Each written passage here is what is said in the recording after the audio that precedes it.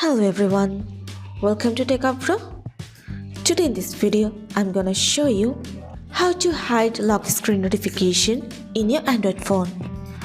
Before starting the video, please subscribe to Techavro. So let's get started.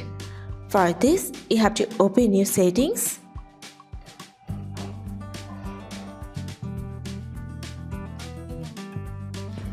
Now go to privacy. Now scroll down.